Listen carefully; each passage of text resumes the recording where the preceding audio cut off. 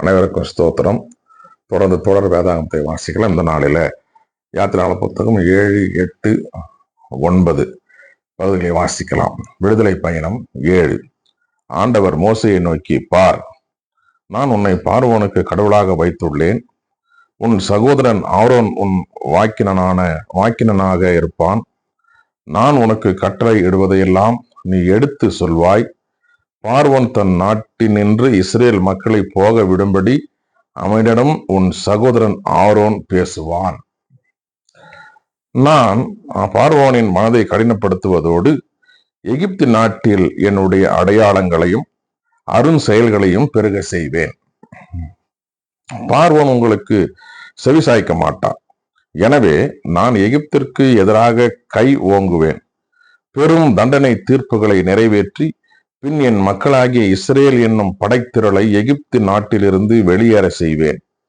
எகிப்திற்கு எதிராக கை ஓங்கி அவர்கள் நடுவில் நின்று இஸ்ரேல் மக்களை நான் வெளியேற செய்யும் பொழுது நானே ஆண்டவர் என எகிப்தியர் அறிந்து கொள்வர் என்றார். தங்களுக்கு ஆண்டவர் என்ன கட்டளையிட்டாரோ அதையே மோசேயும் ஆரோனும் செய்தனர்.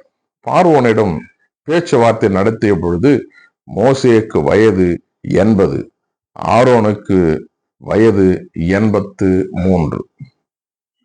ஆரோனின் கோல். ஆண்டவர் மோசேயையும் ஆரோனையும் நோக்கி, அருசெயல் ஒன்று காட்டி உங்களை மெய்ப்பியுங்கள் என்று பார்வோன் உங்களை நோக்கி கூறினால், நீ ஆரோனிடம் உன் கோலை எடுத்து பார்வோன் முன்னிலையில் விட்டேறி அது பாம்பாக மாறும் என்று சொல் என்றார். மோசேயும் ஆரோனும் பார்வோனிடம் சென்று ஆண்டவரிட்ட கட்டளைக்கு இணங்க செயல்பட்டனர். ஆரோன் தமது கோலை பார்வோன் மற்றும் அவனுடைய அலுவலர் முன்னிலையில் விட்டெறிந்ததும் அது பாம்பாக மாறியது. பார்வோன் தன் ஞானிகளையும் சூனியக்காரரையும் வரவழைத்தான். எகிப்திய மந்திரவாதிகளை ஆகிய அவர்களும் தங்கள் வித்தைகளால் அவ்வாறே செய்தார்கள். அவர்களும் ஒவ்வொருவனும் தன் கோலை கீழே இட அவை பாம்புகளாக மாறின. ஆனால் ஆரோனின் கோல் அவர்களின் கோல்களை விழுங்கிவிட்டது. பார்வோனின் மனமோ கடினப்பட்டது. ஆண்டவர் முன்னுரைத்தபடி அவன் அவர்களுக்கு செவி சாய்க்கவில்லை. எகிப்தில் 10 பெருந்துன்பங்கள். தண்ணீர் இரத்தமயமாதல். ஆண்டவர் மோசேயை நோக்கி பின்வருமாறு கூறினார். பார்வோனின் மனம் இறுகி போய்விட்டது. மக்களை போகவிட அவன் மறுக்கிறான். எனவே காலையில் நீ பார்வோனிடம் போ. அப்பொழுது அவன் தண்ணீரை நோக்கி சென்று கொண்டிருப்பான். அவனை சந்திப்பதற்காக நீ நைல் நதி கரையில் நின்று கொள். பாம்பாக மாறிய கோலையும் கையில் எடுத்துக்கொள். நீ அவனிடம் கோர வேண்டியது, எபிரேயரின் கடவுளாகிய ஆண்டவர் என்னை உம்மிடம் அனுப்பி வைத்துள்ளார். அவர் சொல்வது, பாலை நிலத்தில் எனக்கு வழிபாடு செய்யும்படி என் மக்களை போகவிடு. நீயோ இதுவரை செவி சாய்க்கவில்லை. என் கையில் உள்ள கோலால் நானே நைல் நதி நீரை அடிப்பேன். அது இரத்தமாக மாறும். நைல் நதியில் உள்ள மீன்கள் செத்து போக நைல் நதி நாற்றம் எடுக்கும். எகிப்தியர் நைல் நதி நீரை குடிக்க முடியாமல் திணறுவர். இவற்றால் நானே ஆண்டவர் என நீ அறிந்து கொள்வாய் என்று ஆண்டவர் கூறுகிறார் என்று சொல். மேலும் ஆண்டவர் மோசேயிடம், நீ ஆரோனை நோக்கி உனது கோலை எடு. எகிப்து நாட்டில் உள்ள ஆறுகள், கால்வாய்கள், குளங்கள், நீர்த்தேக்கங்கள் ஆகிய அனைத்து நீலையின் மேலும் உன் கையை நீட்டு. அவை இரத்தமாக மாறும். ஆக எகிப்து நாடெங்கும் மர தொட்டிகளிலும் கல் தொட்டியும் ரத்தம் நிற்கும் என்று சொல் என்றார். அவ்வாறே ஆண்டவர் கட்டளையிட்டபடி மோசேயும் ஆரோனும் செய்தனர். ஆரோன் கோலை உயர்த்தி பார்வோன் மற்றும் அவனுடைய அலுவலர் முன்னிலையில் நைல் நதி நீரை அடித்தார். நைல் நதி முழுவதும் ரத்தமாக மாறியது. நைல் நதியில் உள்ள மீன்கள் செத்து போக நைல் நதி நாற்றம் எடுத்தது. எகிப்தியர் நைல் நதி நீரை பருக இயலாமல் போயிற்று. எகிப்து நாடு முழுவதும் இரத்தமயமாகவே இருந்தது. இது போலவே எகிப்திய மந்திரவாதிகளும் தம் வித்தைகளால் செய்து காட்டினர். எனவே பார்வோனின் மனம் கடினப்பட்டது. ஆண்டவர் அறிவித்திருந்தபடி அவன் அவர்களுக்கு செவி சாய்க்கவில்லை. பார்வோன் தன் வீட்டிற்கு திரும்பி சென்றான். அவன் மனம் இதை பொருட்படுத்தவில்லை. எகிப்தியர் எல்லோரும் நைல் நதி பகுதிகளுக்கு குடிநீருக்காக தோண்டினர். ஏனென்றால் நைல் நதி நீரை பருக அவர்களால் முடியவில்லை. ஆண்டவர் நைல் நதியை அடித்து நாள்கள் 7 கடந்தன. தவளைகள் 8ஆம் பகுதியை தொடர்ந்து வாசிக்கலாம். ஆண்டவர் மோசையை நோக்கி கூறியது, நீ பார்வோனிடம் போய் அவனிடம் கூறுவது, ஆண்டவர் கூறுகிறார், எனக்கு வழிபாடு செய்வதற்காக என் மக்களை போகவிடு. அவர்கள் நீ அனுப்ப நீ மறுத்தால், இதோ நானே உன் நிலப்பகுதிகளை எல்லாம் தவளைகளால் தாக்கப் போகிறேன். தவளைகள் நைல் நதியை நிரப்பி பின்னர் உன் வீட்டிற்குள்ளும் உன் படுக்கை அறைக்குள்ளும் உன் படுக்கையிலும் உன் அலுவலர் உன் குடிமக்கள் வீட்டிலும் உன் அடுப்புகளிலும் மாவு பிசையும் தொட்டிகளிலும் ஏறி வந்துவிடும்.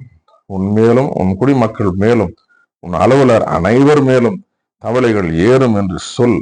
மேலும் ஆண்டவர் மோசையை நோக்கி, நீ ஆரோனிடம் கோலை தாங்கியபடி உன் கையை நதிகள் மேலும் கால்வாய்கள் மேலும் குளம் குட்டைகள் மேலும் நீட்டி எகிப்து நிலத்தின் தவளைகள் ஏறி வர செய் என்று சொல் என்றார். ஆரோன் தம் கையை எகிப்தின் நீர்நிலைகள் மேல் நீட்டவே தகடுகள் ஏறி வந்த எகிப்து நாட்டை நிரப்பின. மந்திரவாதிகளும் தங்கள் வித்தைகளால் இது போலவே செய்து எகிப்து நிலத்தின் தவளைகள் ஏறி வர செய்தனர். பார்வோன் மோசையையும் ஆரோனையும் அழைத்து, என்னிடமிருந்து என் குடிமக்களும் தவளைகளை அகற்றி விடுமாறு ஆண்டவரை மன்றாடுங்கள். ஆண்டவருக்கு பலியிட நான் மக்களை அனுப்பிவிடுவேன் என்று கூறினான். மோசே பார்வோனை நோக்கி, தவளைகள் உம்மிடமிருந்தும் வீட்டிலிருந்தும் அழிக்கப்பட்டு ஆற்றில் மட்டும் இருக்குமாறு நான் உமக்காகவும் அலுவலர்களுக்காகவும் உம் குடிமக்களுக்காகவும் எப்பொழுதும் மன்றாட வேண்டும் என என்னிடம் தெரியப்படுத்தும் என கூறினார். நான் நாளைக்கு என்றான். அதற்கு மோசே, எங்கள் கடவுளாகிய ஆண்டவருக்கு நிகர் யாரும் இல்லை என நீர் அறிந்து கொள்வதற்காக உம் சொற்படியே ஆகும். உம்மிடமிருந்தும் உம் வீடுகளிலிருந்தும் உங்கள் அலுவலர்களிடமும் உம் குடிமக்களிடமிருந்தும் தவளைகள் ஒழிந்து போகும், ஆற்றில் மட்டும் அவை விட்டு வைக்கப்படும் என்றார். மோசேயும் ஆரோனும் பார்வோனை விட்டாகின்றனர். பின்பு பார்வோனின் மேல் ஆண்டவர் வரவிட்டிருந்த தவளைகளை குறித்து மோசே ஆண்டவரை நோக்கி மன்றாடினார். ஆண்டவர் மோசையின் மன்றாட்டின்படியே செய்தருளினார். ஆக வீடுகள், முற்றங்கள், வயல்கள் ஆகியவற்றில் தவளைகள் மடிந்து போயின. அவற்றின் குவியல் குவியலாக திரட்டினர். எனவே அந்நாடு நாற்றம் எடுத்தது. தொல்லை ஓய்ந்தது என்று கன்ற பார்வோன் தன் மனதை கடினப்படுத்தி கொண்டான். ஆண்டவர் சொன்னபடி அவன் அவர்களுக்கு செவி சாய்க்கவில்லை. கொசுக்கள். மீண்டும் ஆண்டவர் மோசையை நோக்கி, நீ ஆண்டவர் உன் கோலை நீட்டி நிலத்தில் உள்ள புழுதியை அடி, அது எகிப்து நாடுக்கும் கொசுக்களாக மாறும் என்று சொல் என்றார். அவ்வாறு அவர்களும் செய்தனர். கோல் ஏந்திய தம் கையை நீட்டி ஆரோ நிலத்தின் புழுதியை அடிக்க மனிதர் மேலும் விலங்குகள் மேலும் கொசுக்கள் தோன்றின. எகிப்து நாடெங்கும் நிலத்தில் உள்ள புழுதியெல்லாம் கொசுக்களாக மாறிற்று. கொசுக்கள் தோன்றுவதற்காக மந்திரவாதிகளும் தங்கள் வித்தைகளால் அது போலவே செய்ய முயன்றனர். ஆனால் அது அவர்களால் இயலாமற் போயிற்று. கொசுக்கள் மனிதர் மேலும் விலங்குகள் மேலும் தங்கியிருந்தன. மந்திரவாதிகள் பார்வனை நோக்கி, இது கடவுளின் கைவன்மையே என்றனர். ஆயினும் பார்வனுடைய மடினம் கடினப்பட்டது. ஆண்டவர் அறிவித்தபடியே அவன் அவர்களுக்கு செவி சாய்க்கவில்லை. ஈக்கள். மேலும் ஆண்டவர் மோசையை நோக்கி, அதிகாலை நீ எழுந்து பார்வோனுக்காக காத்து நில். அவன் நீராட தண்ணீரை நோக்கி வருவான். அப்பொழுது அவனை நோக்கி சொல், ஆண்டவர் கூறுவது இதுவே, எனக்கு வழிபாடு செலுத்தும் பொருட்டு என் மக்களை போகவிடு. என் மக்களை நீ போக விடவில்லை என்றால், இதோ உன் மேலும் உன் அலுவலர் மேலும் உன் குடிமக்கள் மேலும் உன் வீட்டின் மேலும் ஈக்கள் வர செய்வேன். எகிப்தினுடைய வீடுகளும் அவர்கள் இருக்கும் நிலம் ஈக்களால் நிரம்பும்.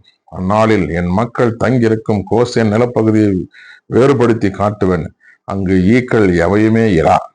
இதனால் நாட்டில் நானே ஆண்டவர் என நீ அறிந்து கொள்வாய்.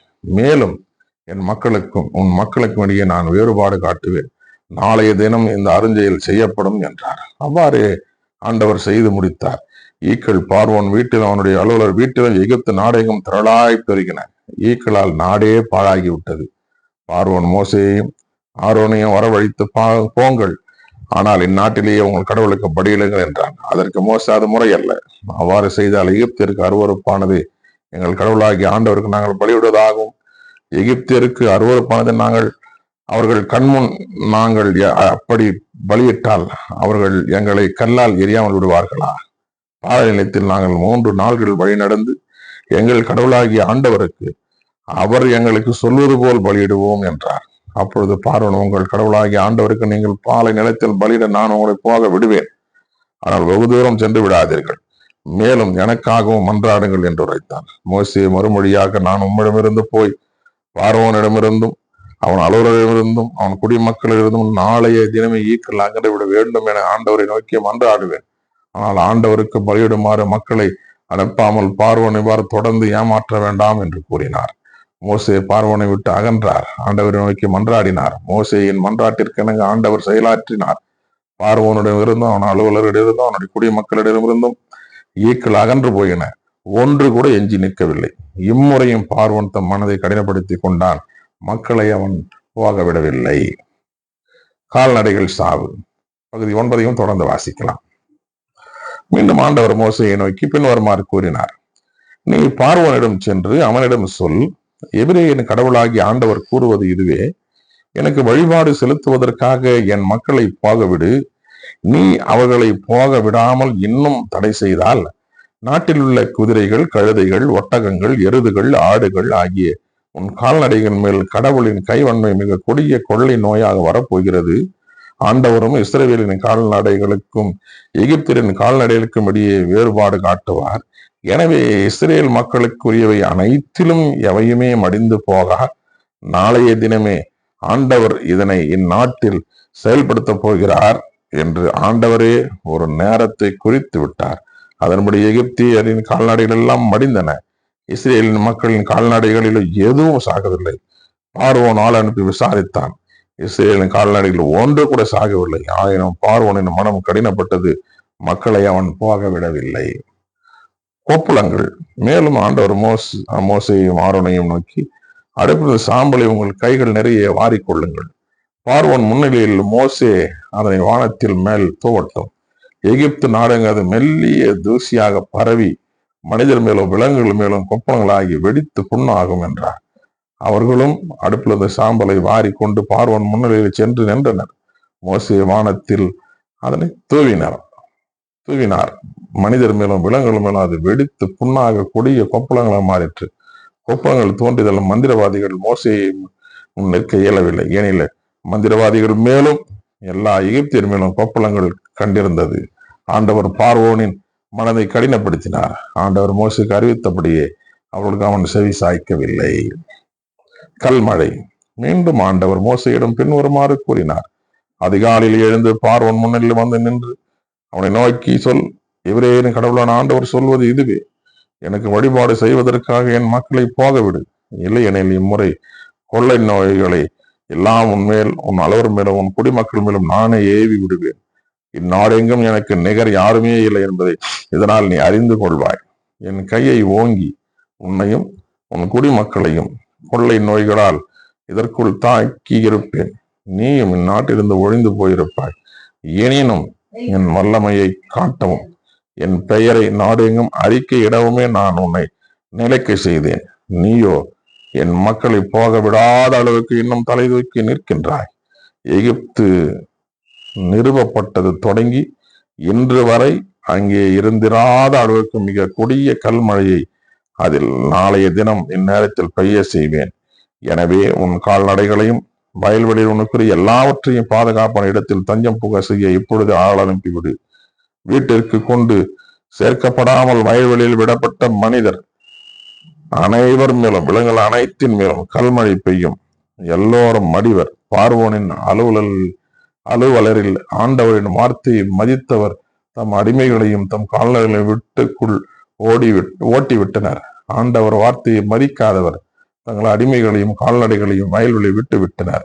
ஆண்டவர் மோசையை நோக்கி, எகிப்து நாடு எங்கும் எகிப்து நாட்டில் உள்ள மனிதர், விலங்குகள், வயல்வெளியில் உள்ள பயிர் பச்சை இவற்றின் மேல் கல்மழை பொழியுமாறு உன் கையை வானோக்கி நீட்டு என்றார். மோசே தம் கோலை வானோக்கி நீட்டவே ஆண்டவர் இடி முழக்கங்களையும் மழையையும் அனுப்பினார். நிலத்தில் நெருப்பு பாய்ந்து வந்தது. எகிப்து நாடெங்கும் கல்மழை பெய்வித்தார். ஆண்டவர் கல்மழை பெய்த்தது. ஒரு நாடாக எகிப்திய உருவான காலம் தொடங்கி அந்நாள் வரை அங்கு இருந்திராத அளவு மிக கடுமையான கல்மழை பெய்ய அதனிடையே மின்னல் வெட்டி கொண்டிருந்தது. எகிப்து நாடு முழுவதும் மனிதர் முதல் விலங்கு வரை வயல்வெளியில் இருந்த அனைத்தையும் கல்மழை தாக்கியது. மேலும் வயல்வெளியில் பயிர் பச்சை யாவற்றையும் பாழ்படுத்தியது. வயல்வெளி மரங்கள் அனைத்தையும் முறித்தெறிந்தது. இஸ்ரேல் மக்கள் தங்கியிருந்த கோசேன் நிலப்பகுதியில் மட்டும் கல்மழை பெய்யவில்லை. பார்வோன் ஆள் அனுப்பி மோசையும் ஆரோனையும் கூப்பிட்டான். அவன் அவர்களை நோக்கி, நான் இம்முறை பாவம் செய்து விட்டேன். ஆண்டவரே நீதி உள்ளவர், நானும் என் மக்களுமே தீயவர். எனவே ஆண்டவரிடம் மன்றாடுங்கள். இடி முழக்கங்களையும் மழையையும் கடவுள் அனுப்பியது போதும், நான் உங்களை போக விடுவேன், இனிமேல் நீங்கள் தங்கவே வேண்டாம் என்றான். மோசே அவனை நோக்கி, நாளைக்கு வெளியே போன பின் நான் என் கைகளை ஆண்டவரை நோக்கி எழுப்புவேன், இடி முழக்கங்கள் ஓய்ந்து போகும், கல்மழையும் நின்றுவிடும், இதனால் இந்நாடு ஆண்டவருடையது என்பதை நீ அறிந்து கொள்வீர். ஆனால் உம்மையும் அலுவலரையும் பொறுத்த மட்டும் இன்னும் நீங்கள் கடவுளாகி ஆண்டவர் திரும்ப அஞ்ச நடப்பதாகவே இல்லை என்பது எனக்கு தெரியும் என்றார். அப்பொழுது சணல் பயிரும் வார்கோதுமை பயிரும் அடிபட்டு போயின. வார்கோதுமை கதிர் விட்டிருந்தது, சணல் பூத்திருந்தது. ஆனால் மாக்கோதுமையும் அடிபட்டு போகவில்லை, ஏனெனில் அவை பின்னர் கதிர் விடுவன. மோசே பார்வோனை விட்டகன்று நகருக்கு வெளியே வந்தார். தம் கைகளை ஆண்டவர்பால் நீட்டினார். உடனடி இடி முழக்கங்களும் கல்மழையும் ஓய்ந்தன. நாட்டில் மழை பெய்வது நின்றது. மழையும் கல்மழையும் இடி முழக்கங்களும் ஓய்ந்து போனதை கண்டான் பார்வோன். ஆயினும் அவன் மேலும் தொடர்ந்து பாவம் செய்தான், தன் மனதை கடினப்படுத்தி கொண்டான். அவனைப் போலவே அவனது அலுவலகம் நடந்து கொண்டனர். பார்வோனின் மனம் இறுகிவிட்டதால் மோசே வழியாய் ஆண்டவர் அறிவித்தபடியே அவன் இஸ்ரேல் மக்களை போகவிடவில்லை. வாசிக்க தெரிந்து கொள்ளப்பட்ட 7, 8, 9 யாத்திரான புஸ்தகம் விடுதலை பயணம் வாசித்து முடிந்தாயிற்று. கடவுளுக்கு மகிமையும் மாட்சிமையும் சதா காலையில் உண்டாவதாக. பிரியமானவர்களே, தொடர்ந்து இந்த தொடர் வேதத்தில் இணைந்திடுங்கள். கர்த்தர் நம் அனைவரையும் ஆசீர்வதிப்பாராக. ஆமென்.